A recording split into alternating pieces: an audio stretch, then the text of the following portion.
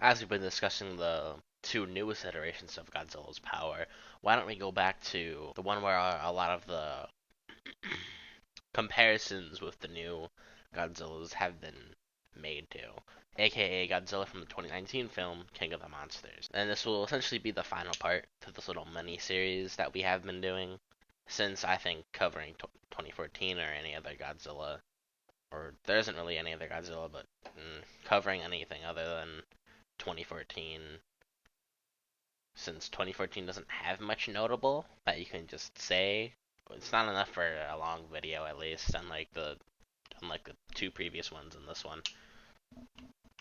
And even this one, I think, is kind of pushing it a bit, but we'll see. So, like the previous video, we're going to start with the Pico comic, Godzilla Aftershock. After a 3-month rest period from the events of 2014, since he was tired from fighting the MUTOs and being weakened by the EMP, Godzilla wakes up to fight the MUTO Prime. Before we get into his encounter with the MUTO Prime, how strong exactly is the MUTO Prime? I think it's better we look over her individual feats and statements before we get into the comic itself. MUTO Prime is a character who we know Kong cannot survive her punches, and considering the Beast Glove and Axe don't give Kong a Dura amp, this would apply to his weapon versions as well. And this is stated by Ju, who definitely has more authority than Arvid, and her Sonic Scream would turn Mecha into scrap, and likely do the same to Kong's axe as well. And while at first saying otherwise, Arvid eventually retracts statements and agrees that MUTO Prime is above a Camazot as well.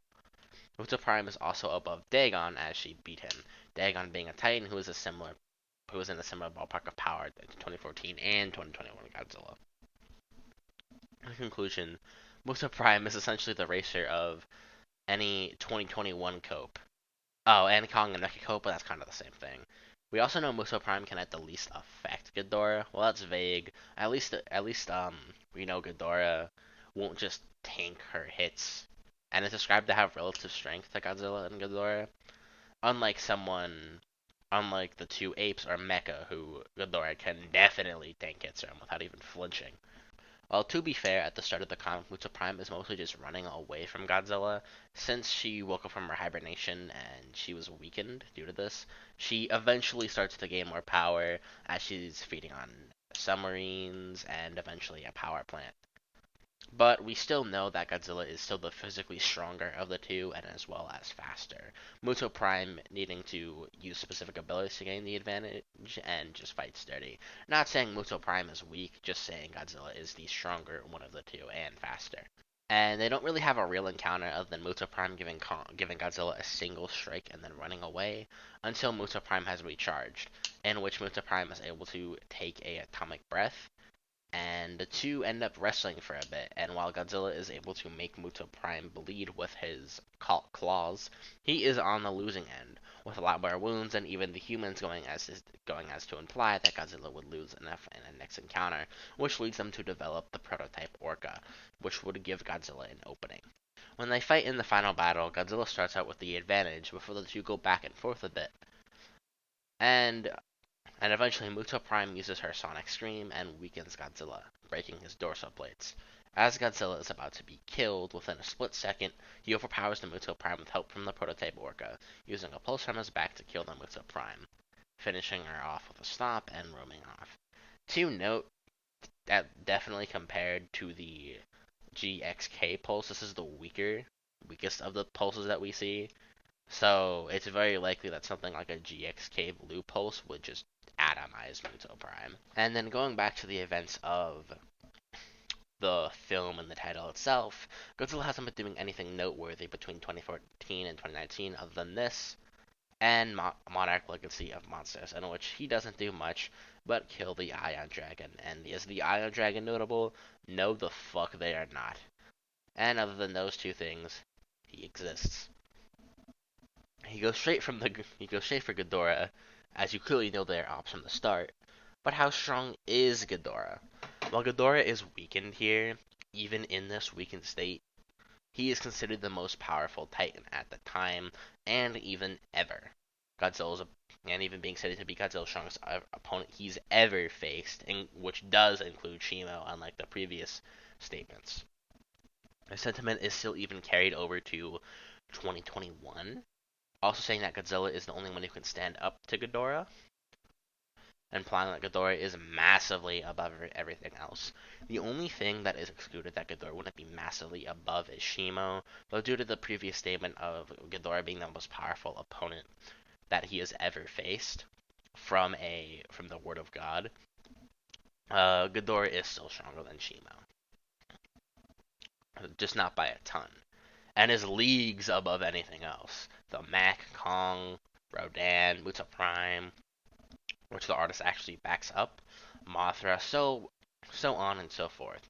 Now that we know how absolutely fucking insane Ghidorah is, let's go to the Arctic fight. As mentioned before, Ghidorah is weakened due to his hibernation, however, he's still considered stronger than anything else at the time, as mentioned before. While Godzilla can definitely harm Ghidorah and even get advantages at points, to the point where he can slam Ghidorah into the ground, and Ghidorah's even scared of him at the start of the fight, Ghidorah quickly gains and holds the advantage to the point where Godzilla is considered the underdog of the fight. Yeah. And in this corner. Yeah. It's going down. But Look at that. It's massive. I love it because it makes Godzilla look small. Yeah. Small. Just never had. He is the underdog. And only essentially leaves to regain his weakened strength. And while the fight is considered a win for Godzilla by the humans, Ghidorah is still the more powerful of the two. We then move on to their ocean encounter, where Godzilla has the obvious advantage of being underwater and catching the still weakened Ghidorah off guard. While he is weakened, Ghidorah can still leave some nasty wounds. Then we learn about the Oxygen Destroyer, which leaves Godzilla in a barely alive state. However, Ghidorah is fine, not due to his durability, but just due to his lack of oxygen, as he doesn't need to breathe. The Oxygen Destroyer isn't really a durability thing, it's just more of a dare and egg thing that Ghidorah specifically has resistance to, which leads to Godzilla going back to his lair, in which to get him back to his full power, they give him a supercharged nuke. Essentially, this nuke is so strong that it can open portals to the Hollow Earth. Keep in mind, just from a logical perspective, even just going through a Hollow Earth portal is compared to black holes. That is the kind of energy that these Hollow Earth portals are creating.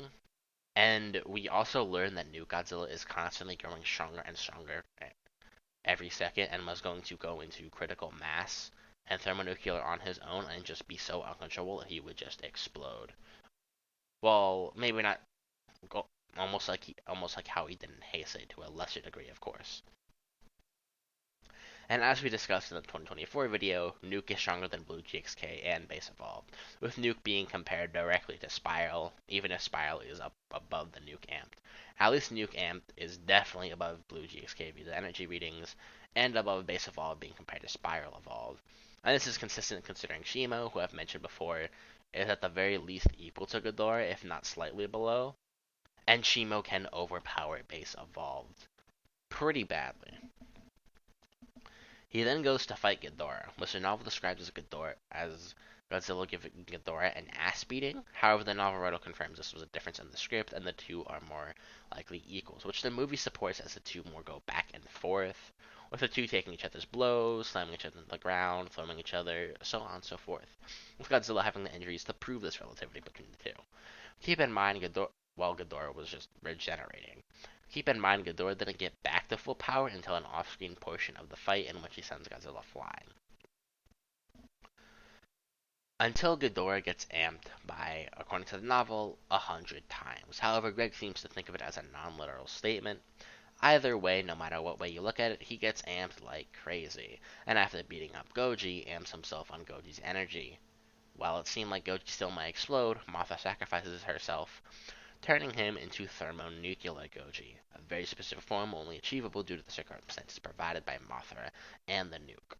This form is outright above Blue GXK, and definitely above Evolved and Spiral due to the aforementioned nuke stuff, and Jared. Burning is not only able to absorb energy directly from his opponent, but is able to essentially one-shot Ghidorah, who only lasted so long since A, regen, and B, he was targeting different parts of his body instead of targeting him as a whole. which makes sense considering Godzilla tanks Ghidorah's gravity moves without a single reaction or effect as well. After killing Ghidorah, Godzilla then finally shows superiority to the other Titans in the shot, which include Rodan, the Queen MUTO, Scylla, etc. Even when they would supposedly gang up on him, and with Godzilla's injuries. So in conclusion, this film definitely proves why Godzilla is the king of the monsters.